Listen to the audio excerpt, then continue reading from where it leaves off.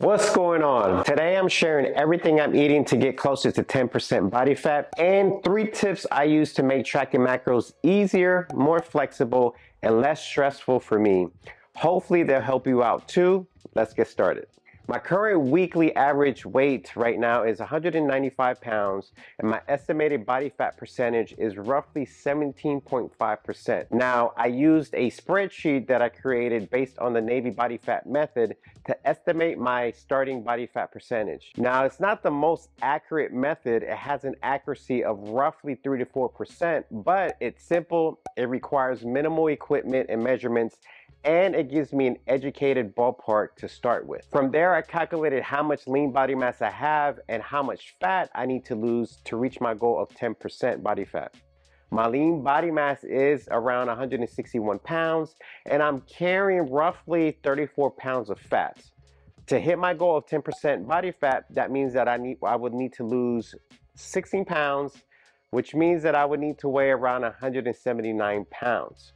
Now that I have my physique goals in place, here's my nutritional plan that I created to make this happen. I like to take a steady and sustainable approach, aiming to lose about 1 pound of fat per week. So that means that I need to maintain a calorie deficit of roughly 500 calories. My daily calorie and macro goals are as follows. My calories are 2,220. My protein intake is 180 grams. My carbs are 240 grams. My fat is 60 grams and my fiber is 33 grams. All in all, I'm estimating that it should take me approximately 16 weeks to lose 16 pounds and to get down to 179 pounds with an estimated 10% body fat. Now what I would like to do is I would like to show you exactly how I'm hitting my calories and macros for the day while keeping my meals simple yet tasty. Let's jump into meal number 1 of the day and start with a simple high protein breakfast.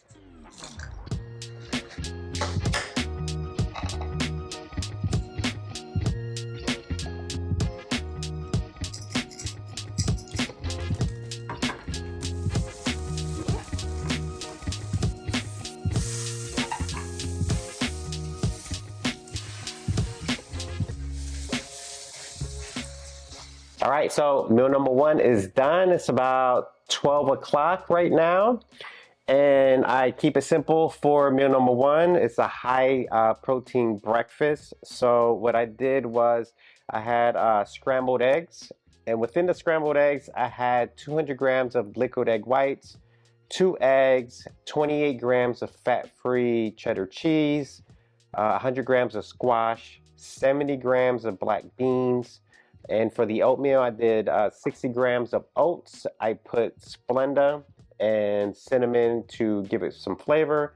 Then I'm gonna add a little bit of sugar-free Walden Farms and some Cholula sauce on the scrambled eggs. So this total meal for meal 1 came out to 597 calories, 55 grams of protein, 58 grams of carbs, and 14 grams of fat. If you're new here, I'm on a 16-week cut phase to get to 10% body fat. So in this series, I'm gonna be sharing everything that I eat to get shredded, plus tips that help me stay consistent, enjoy the foods that I'm eating, and to lose fat without losing muscle. Here's my first tip that helps me stay consistent during my cut phase, which I hope will help you out. And what I do is I always pre-log my meals the night before. Now, planning what I'm gonna eat ahead of time is more than just a time saver.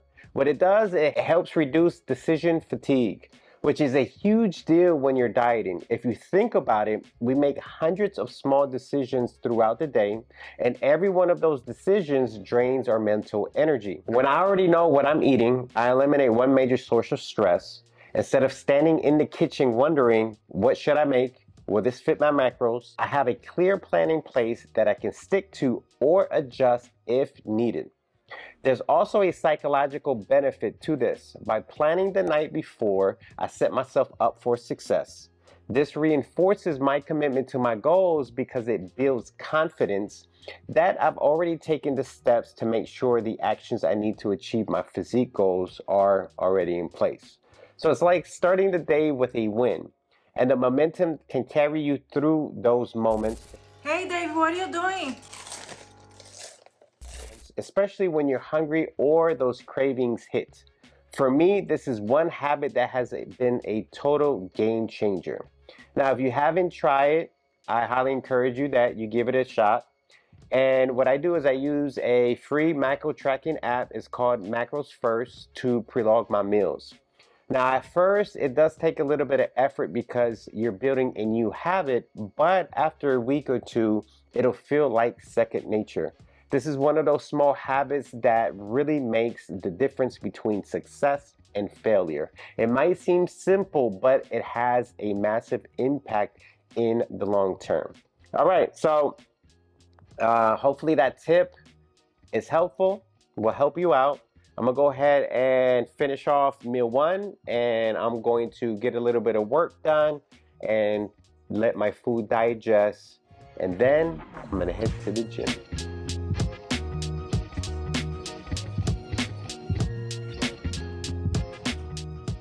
All right, so workout's done. Now it's time for meal number two. So let me show you what's on the menu. All right, so here's what I have for meal number two. I have 6 ounces of 96 lean ground beef. I have 133 grams of marinara sauce. I have 56 grams of whole wheat pasta, 125 grams of spring mix, 100 grams of cucumbers, and 50 grams of bell peppers, and 40 grams of sesame ginger salad dressing. So the total calories and macros for this meal came out to protein 47 grams, carbs 61 grams, fat 12 grams, and the total calories for this meal is 550. Now here's tip number two. Track your fiber intake. Fiber is incredibly important, especially when you're cutting. It helps keep you full, which is critical when you're eating in a calorie deficit. So here's an example. Meals like this, made with whole wheat pasta or any kind of pasta, spring mix, cucumbers, not only taste great, but also pack a good amount of fiber to help manage hunger. The general guideline for fiber intake is 14 grams per 1,000 calories that you consume. So for me, for an example, eating around 2,200 calories per day, I aim for around 31 grams of fiber. But fiber isn't just about managing hunger. It also supports digestion and it keeps everything running smoothly. By eating more whole nutrient-dense foods, you're naturally eating higher volumes of food, which again helps keep you fuller for longer. If you're not tracking fiber yet, I highly recommend starting. It's an easy way to make sure you're choosing foods that will help manage hunger without overthinking it. So let me go ahead and finish up meal number two. And I'm gonna again do a little bit of work and I'll show you what I'm having for meal number three. For meal three and the final meal of the day, I'm keeping things nice and simple but tasty with a high protein stir fry. Let me show you how it came together.